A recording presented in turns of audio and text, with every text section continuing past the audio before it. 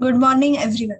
Today, my teammates Karuna, Tisha, Khushi, and I are looking forward to talk about our topic bending design, which focuses on comparison of two interesting chairs based on their structural design, material, manufacturing process, ideology, and ergonomics. Before that, let me walk you through the overview of the presentation. Starting with the introduction of both the chairs and moving further to the manufacturing process, material, structure, ergonomics, and in the end, bibliography. As I was saying, bending design expresses the ability of design to control the tension between nature and technology. Similarly, what is amazing about both the chair are their curves. Bend different material into a structure that balances between dynamism and functionality. Introducing our first chair of comparison, Thonet chair number 14. Thonet chair number 14 was designed by Michael Thonet in 1859. It is the first mass-produced chair. On the other hand, we have a Wassily chair designed by Marcel Breuer. The design of this chair was inspired by a bicycle. It was the first ever chair to feature a bent steel frame. Thonet chair number 14 puts into the ideology of modernist by being very simple yet beautiful, polished. Wassily chair, being part of Bauhaus with the modernist movement, symbolizes modernist design. So that was an introduction for both the chairs. Now we'll talk about the manufacturing process of both the chairs. Chair number 14 was first manufactured in 1859. The chair was made by steam bending the wood. The wooden parts were made by heating beechwood slats, pressing them into curved iron molds, and then drying them for 20 hours.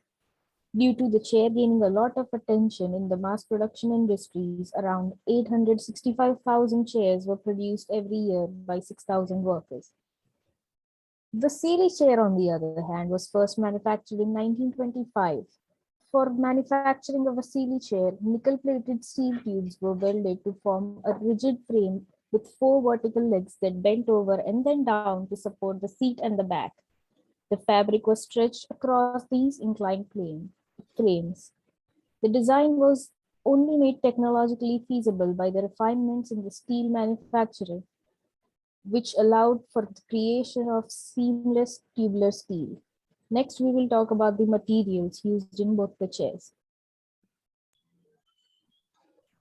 When it comes to the material, chair number 14 was made with bentwood, which was discovered by Michael himself.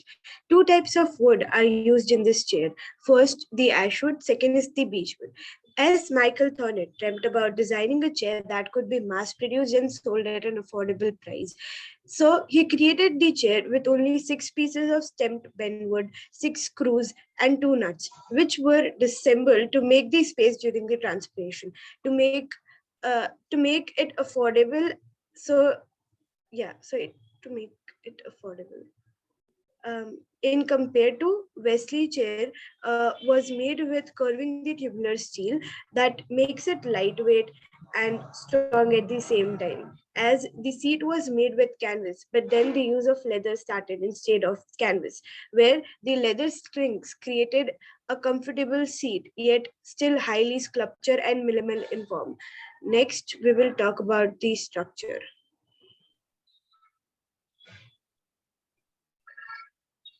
Chair number 14 by Michael Thonet has three basic lines for the backrest. The longest one is the main one in the shape of an arch. There's another one in the same shape within that one, but a bit shorter. The third one is in direct connection to the circular seat.